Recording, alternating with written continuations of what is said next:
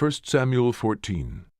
Now it came to pass upon a day that Jonathan the son of Saul said unto the young man that bare his armor, Come, and let us go over to the Philistines' garrison that is on the other side. But he told not his father. And Saul tarried in the uttermost part of Gibeah, under a pomegranate tree which is in Migron. And the people that were with him were about 600 men.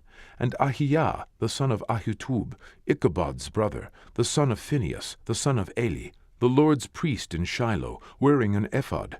And the people knew not that Jonathan was gone.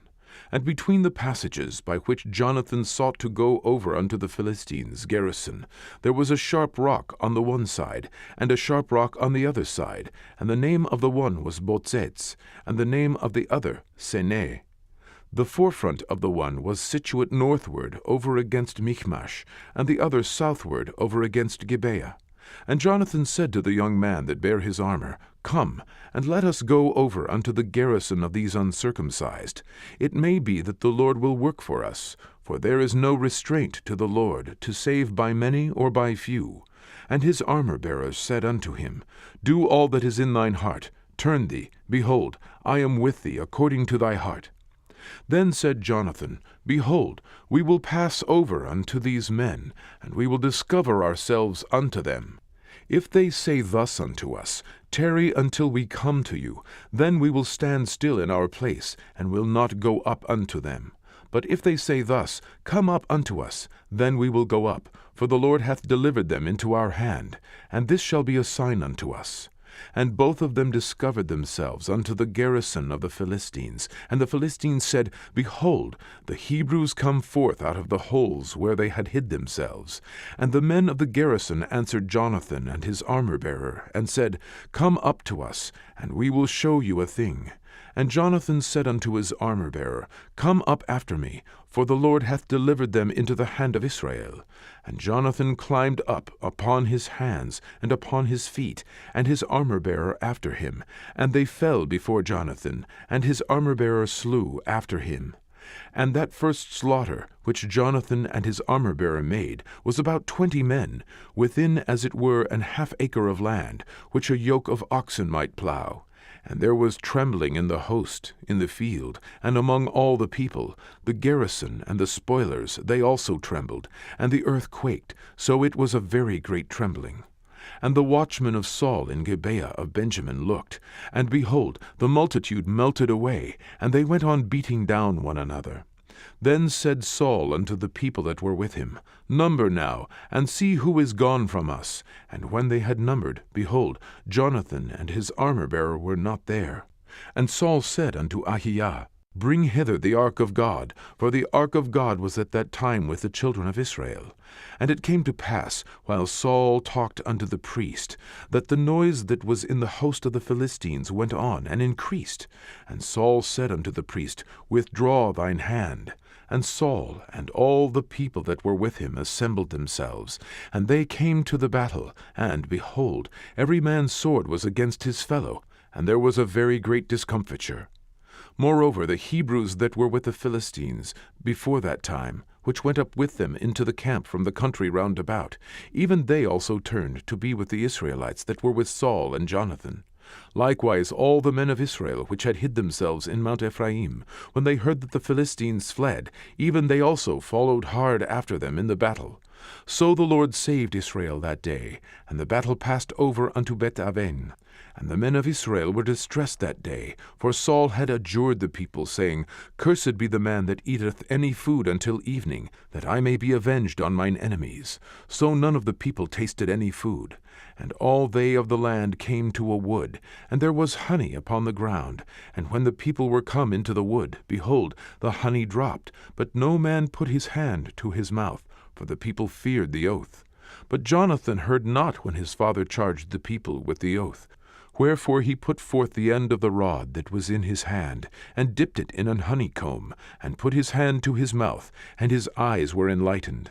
Then answered one of the people, and said, Thy father straitly charged the people with an oath, saying, Cursed be the man that eateth any food this day. And the people were faint. Then said Jonathan, My father hath troubled the land. See, I pray you, how mine eyes have been enlightened, because I tasted a little of this honey. How much more, if haply the people had eaten freely today of the spoil of their enemies which they found? For had there not been now a much great slaughter among the Philistines? And they smote the Philistines that day from Michmash to Ayalon, and the people were very faint. And the people flew upon the spoil, and took sheep, and oxen, and calves, and slew them on the ground, and the people did eat them with the blood. Then they told Saul, saying, Behold, the people sin against the Lord, in that they eat with the blood. And he said, Ye have transgressed. Roll a great stone unto me this day. And Saul said, Disperse yourselves among the people, and say unto them, Bring me hither every man his ox, and every man his sheep, and slay them here, and eat, and sin not against the Lord in eating with the blood. And all the people brought every man his ox with him that night, and slew them there. And Saul built an altar unto the Lord. The same was the first altar that he built unto the Lord. And Saul said, Let us go down after the Philistines by night, and spoil them until the morning light, and let us not leave a man of them. And they said, Do whatsoever seemeth good unto thee. Then said the priest, Let us draw near hither unto God. And Saul asked counsel of God, Shall I go down after the Philistines? Wilt thou deliver them into the hand of Israel? But he answered him not that day. And Saul said, Draw ye near hither, all the chief of the people, and know and see wherein this sin hath been this day. For as the Lord liveth, which saveth Israel, though it be in Jonathan my son, he shall surely die. But there was not a man among all the people that answered him. Then said he unto all Israel, Be ye on one side, and I and Jonathan my son will be on the other side. And the people said unto Saul, Do what seemeth good unto thee. Therefore Saul said unto the Lord God of Israel, Give a perfect lot. And Saul and Jonathan were taken, but the people escaped.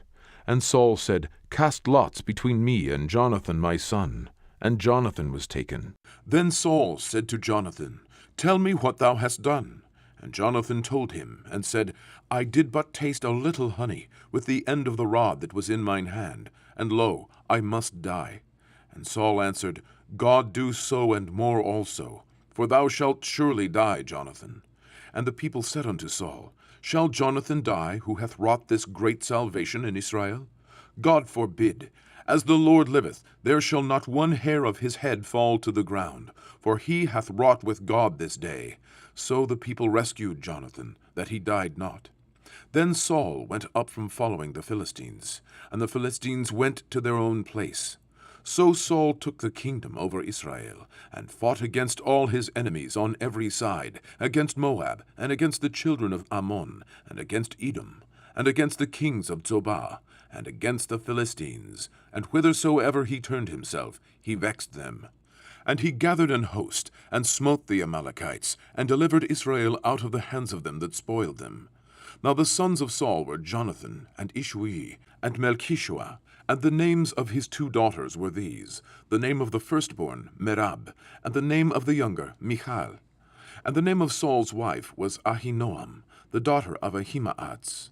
And the name of the captain of his host was Abner, the son of Ner, Saul's uncle. And Kish was the father of Saul, and Ner, the father of Abner, was the son of Abiel.